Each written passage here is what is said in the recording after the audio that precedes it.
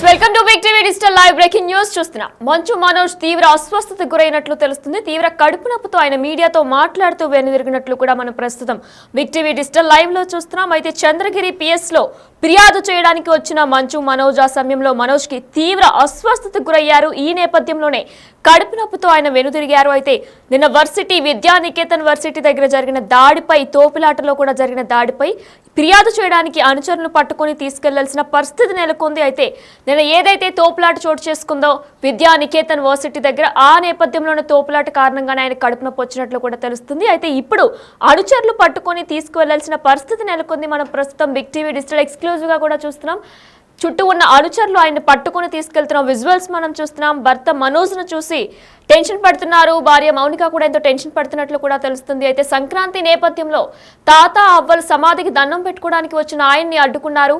అలానే ఈ నేపథ్యంలో కూడా మనోజ్ జస్ట్ నేను దండం పెట్టుకొని తిరిగి వెళ్ళిపోతానని చెప్పేసి చిన్నగా అక్కడ చోటు చేసుకున్న పరిణామంలో ఆయన వెంటనే అక్కడ తోపులాట కూడా చోటు చేసుకుంది. ఈ నేపథ్యంలో ఆయన కడుపు నొప్పి బారిన పడినట్లు కూడా తెలుస్తుంది. అయితే ఈ రోజు మంచు మనోజ్ తీవ్ర అస్వస్థతకు కూడా గురైనట్లు తెలుస్తుంది. మీడియాతో మాట్లాడుతూనే మనోజ్ వెనుదిరిగారు. కడుపు నొప్పితో తీవ్రంగా ఇబ్బంది పడ్డారు. ఆయన మాట్లాడుతూ ఉండగానే, మీడియాతో మాట్లాడుతూ ఉండగానే కూడా ఆయన వెనక్కి తిరిగి కడుపు నొప్పితో వెనక్కి తిరిగి వెళ్ళిపోతున్న విజువల్స్ కూడా మనం ప్రస్తుతం బిగ్ టీవీ డిజిటల్ లైవ్ లో చూస్తున్నాం. చంద్రగిరి పిఎస్ లో ఫిర్యాదు చేయడానికి వచ్చిన మంచు మనోజ్ ఆ సమయంలో మనోజ్ కి తీవ్ర అస్వస్థతకు గురయ్యారు. నిన్న వర్సిటీ దగ్గర జరిగిన దాడిపై ఫిర్యాదు చేయడానికి వచ్చిన ఆయన ప్రస్తుతం విజువల్స్ లో మనం చూసుకున్నట్లయితే అనుచరులు పట్టుకుని తీసుకువెళ్లాల్సిన పరిస్థితి నెలకొంది. భర్త మనోజ్ ని చూసి మౌనిక ఎంతో టెన్షన్ పడుతున్నారు. ప్రస్తుతం ఆయన మీడియాతో మాట్లాడుతూ వెనుదిరిగిన విజువల్స్ కూడా ప్రస్తుతం మరొకసారి మనం ఇప్పుడు బిగ్ టీవీ డిజిటల్ లైవ్ లో చూద్దాం.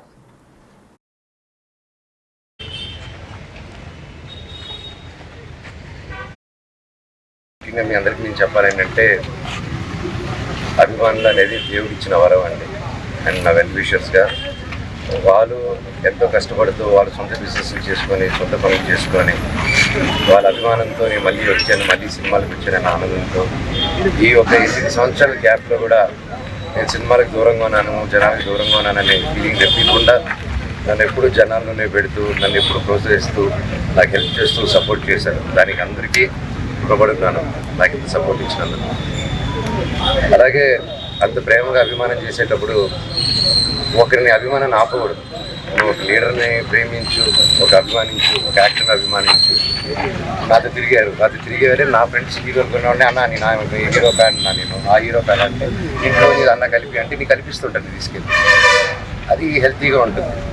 కానీ ఇక్కడ ఏమైంది, నాతో ఏదైనా ప్రాబ్లం ఉంటే నన్ను కూర్చొని పెట్టుకోవాలి. నేను ఎక్కడికి పారిపోవట్లేదు. ఫస్ట్ రోజు హైదరాబాద్ గొడవ నుంచి ఈ రోజు వరకు నేను వస్తున్నాను, కానీ నేను పారిపోవట్లేదు. చీకట్లో కూర్చొని చెట్ల వెనకాల దాక్కుని ఈ చక్కెరలు పోయడాలు, ఈ బ్యానర్లు ఇప్పించడాలు, వీళ్ళు ఏం తప్పు చేశారు? వీళ్ళ అభిమానాన్ని చూపించేటప్పుడు వాళ్ళ బ్యానర్లు తీస్తే ఓకే, అది చిన్న విషయం. కాకపోతే తర్వాత నాకు తెలిసింది ఏంటంటే, బ్యానర్లు వీక్ ఒక 2 రోజుల ముందు మా పనిని పిలుచుకొని వెళ్ళి, నా సొంత తమ్ముళ్ళలాగండి, ఎప్పటి నుంచో ఉన్నాడు. అండ్ అలా చాలామంది ఉన్నారు. వీళ్ళందరూ నేను డబ్బిచ్చో కిరాయికో నా చుట్టూ మనిషిని పెట్టుకొని తిప్పే రకం కాదు, నేను అభిమానంతో వచ్చేవాళ్ళు. సో అలా పెడితే దానికి 12వ తారీఖు ఇప్పుడు తమ్ముడు పిలిచింది, 12, 11, 12 అలా పిలిచారండి. పంటకి 2-3 రోజులు ముందు పిలిచి, రే మనోజ్ వస్తున్నాడా, వస్తే నువ్వు కూడా ఉండకూడదు, ఏమీ చేయకూడదు, ఎవరు వెళ్ళకూడదు అని. దీంతో పాటు చాలామందిని పిలిచి ఏరియా వైజ్, అంటే ఎంత టైం స్పెండ్ చేస్తున్నారంటే 10 నిమిషాలు, 1 గంట సేపు పెద్ద మనుషులు ఒక 4 కూర్చొని పెట్టి, అన్నతమ్ముళ్ళు కూర్చొని మాట్లాడేసి, అక్కడ క్యాంపస్లో జరిగే మిస్టేక్లు రెక్టిఫై చేసే చిన్న విషయం. కాకపోతే నేను క్యాంపస్లో నేను అడిగే క్వశ్చన్స్, నేను ఏది ఇప్పుడు హాస్టల్స్లో జరిగే విషయం, ప్రైవేట్ హాస్టల్స్ ఏది అడిగినా అక్కడి నుంచి డబ్బు రావడం అయిపోతుంది, క్యాష్ రావడం అయిపోతుంది. లోన్లు తీసుకొని, హాస్టల్ మీద లోన్లు తీసుకొని దాన్ని డైవర్ట్ చేయడం, సొంత కంపెనీలు పెట్టుకొని డైవర్ట్ చేయడం, దాన్ని కవర్ చేసుకునే దానికి స్టూడెంట్స్ని రుద్దడం, యూనిఫామ్ వేయడం కంపల్సరీ. మనకి 10th దాటంగానే ఇంటర్కి యూనిఫామ్ ఏంటంటే కాలేజ్ వద్దటం ఏంది మా 11th కూడా వేసుకోవాలా అని చెప్పి ఆ రోజుల్లోనే. ఈ రోజుల్లో పెద్ద ఇంజనీరింగ్, MBA వాళ్ళందరికీ యూనిఫామ్. వాళ్ళు అది కరెక్ట్గా 2 వాష్లకి వెలిసిపోతుంది. అది ఎక్కడ నార్త్ ఇండియా నుంచి తీసుకొచ్చారు, అక్కడ లుధానియా ఏదో పేరండి. సరే, సో ఇన్ని జరుగుతుంది. నేను అడిగితే కొంచెం కూడా దాని గురించి కాకుండా వీళ్ళని బెదిరియడం, వాళ్ళని బెదిరియడం. నేను ఈసారి పండుగకి ప్రతి ఇయర్ పండగకి వస్తాను. నేను ముఖ్యంగా సీఎం గారి ఫ్యామిలీ వాళ్ళ ఇంట్లో ఘటన జరిగింది ఈ మధ్యకాలంలో, రామ్మూర్తి నాయుడు గారిది. సో ఊళ్ళో అక్కడ ఉన్నారు. సీఎం గారి ఇంట్లో ఒకటి జరిగింది రామ్మూర్తి నాయుడు గారిది. అది చాలా బాధాకరమైన విషయం. అండ్ అందుకు ఈ సమయంలో వాళ్ళు ఊర్లో ఉన్నారు, నాని గారు ఇక్కడ ఉన్నారు. ఇక్కడ వచ్చి గొడవలు చేయడం కరెక్ట్ కాదు. అంటే నేను వస్తే వాళ్ళు గొడవలు చేస్తాను, నాకు గొడవలు ఇంటెన్షన్ కాదు. నా కూతురిది ఫస్ట్ సంక్రాంతి అండి, ఫస్ట్ పండగ. అండ్ ఆ పండగ కూడా జరుపుకొని లేకుండా స్థితిలో చేశారు. 2 రోజులు అక్కడ ఉన్నా, 3 రోజులు కూడా అక్కడే ఉండి ఉంటారు. వీళ్ళు కానీ బ్యానర్లు పెరగకుండా, నా తమ్ముడిని బెదిరించకుండా, మా వాళ్ళందరినీ బెదిరించకుండా ఉంటే నా పట్టికలో ఉంటాను. సరే కనుక్కొని, నేను అందరూ ప్రోగ్రాంలు కనుక్కొని, సీఎం గారు వెళ్ళిన తర్వాత, లోకేష్ గారు కూడా వెళ్ళిపోయిన తర్వాత ఎంటర్ అవుదామని ఆయన 10:30కి వెళ్ళిపోయే ప్రోగ్రాములు నేను అవన్నీ కనుక్కొని నైట్ నిన్ను దాటుకొని 11 o'clock చేసుకుని వచ్చాను. నేను ఎవరికి డిస్టర్బెన్స్ ఉండకూడదు అనేసి. కాకపోతే అది ఎందుకు అయిందో, ఆయన ప్రజల వల్ల డిలే అయ్యి ప్రజలతో ఉండి కొంచెం ఇప్పుడు టైం ఎక్కువ స్పెండ్ చేశాడు నేను ఆయన. సో నేను వెళ్ళే టైం మ్యాచ్ అయింది తప్ప నేను ఈ విషయాలు కానీ, నేను లోకేష్ గారికి కానీ, చంద్రబాబు నాయుడు గారికి కానీ, ఎవరికి కానీ, నాని గారికి కానీ, నేను ఎవరిని కానీ నాకు హెల్ప్ చేయండి, నాకు సమస్య జరుగుతుందని ఆ శివుడి మీద ఆజ్ఞ, శివుడి మీద ఒట్టుగా నేను ఎవరిని అడగలేదు నేను.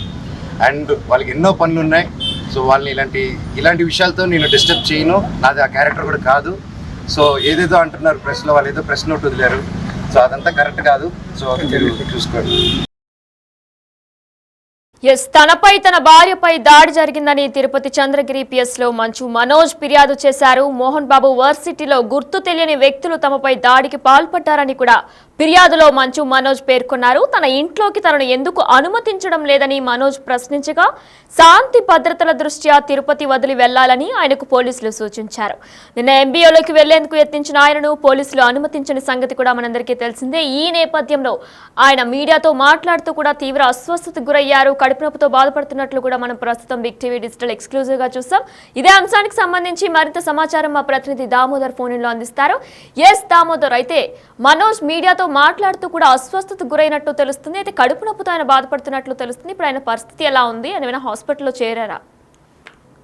వినయన, ఏదైతే నిన్న ఉదయం 11 గంటల నుంచి మంచు మనోజ్ షెడ్యూల్ తిరుపతి రంగంపేట, అదేవిధంగా యూనివర్సిటీ, మోహన్ బాబు యూనివర్సిటీ వద్ద కొనసాగింది. మోహన్ బాబు యూనివర్సిటీ వద్ద ఆయన తన నానమ్మ తాత సమాధుల వద్దకు వెళ్ళడానికి ప్రయత్నించినప్పుడు కొంత అక్కడ తోపులాట జరిగింది. ఆ తర్వాత ఆయన సమాధులు సందర్శన తర్వాత తిరిగి వెళ్ళిపోయారు. సాయంత్రం 5:30-6 గంటల వరకు ఈ హై టెన్షన్ లో ఈ పర్యటన కొనసాగిన నేపథ్యం. తర్వాత ఉదయం 10:30 గంటలకు ఆయన, ఈ రోజు ఉదయం 10:30 గంటలకు చంద్రగిరిలోని సర్కిల్ కార్యాలయానికి చేరుకున్నారు. ఈ సందర్భంగా ఆయన పోలీసులకు ఫిర్యాదు చేసి వచ్చిన తర్వాత బయట మీడియాతో మాట్లాడుతుండగా ఒకసారిగా కడుపు నొప్పితో కుప్పకూలిపోయారు. తర్వాత అక్కడే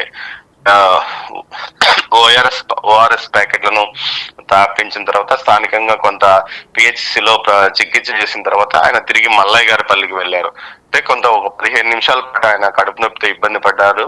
ఆ తర్వాత తిరిగి మామూలుగా వెళ్ళారు. ఈ సందర్భంగా అయితే ఆయన నిన్న జరిగిన ఘటనల నేపథ్యంలో పోలీసులకు ఫిర్యాదు చేశారు. తన అనుచరుల చేత ఆయన ఫిర్యాదు ఇప్పించారు. హేమాద్రి నాయుడు, కిరణ్లు తన మీద దాడికి ప్రయత్నించారు, అదేవిధంగా తన అనుచరుల మీద దాడి చేశారంటూ కూడా ఈ ఫిర్యాదులు డిఎస్పీకి ఇచ్చారు.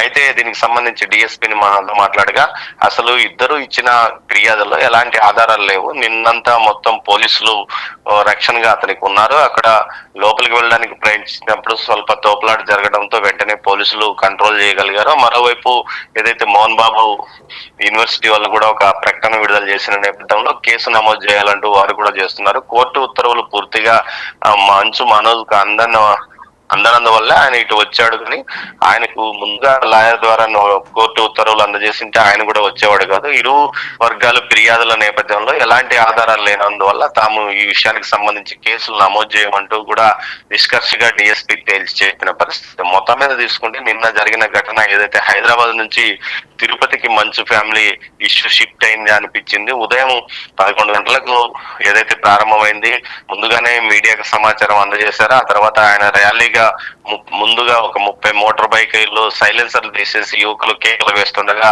అటు యూనివర్సిటీ, మోహన్ బాబు యూనివర్సిటీ మీదుగా అతను రంగంపేట మీదుగా ఆరవారిపల్లికి వెళ్ళాడు. అక్కడ కేవలం 1 నిమిషం పాటు నారా లోకేష్ ఆయనతో మాట్లాడినట్లు సమాచారం. తర్వాత నారా రోహిత్ తో కలిసి కొంతసేపు ముచ్చడించారు. తిరిగి వస్తూ రంగంపేటలో జరుగుతున్న జల్లికట్టులో ఒక గంట పాటు ఉన్నాడు. జల్లికట్టు పూర్తయిన తర్వాత అక్కడ రంగంపేట క్రాస్ వద్ద సుమారు ఒక గంట పాటు పోలీసులు ఆయన్ని ఇటువైపు అనుమతించలేదు. తర్వాత ఇటు వచ్చాడు. ముందుగా ఏదైతే Vidyanikethan institution, higher institution, educational institutions compound దగ్గర ఆగాడు. అక్కడే వారి మోహన్ బాబు నివాస గృహం కానీ వీరి నివాస గృహాలు అక్కడే ఉంటాయి.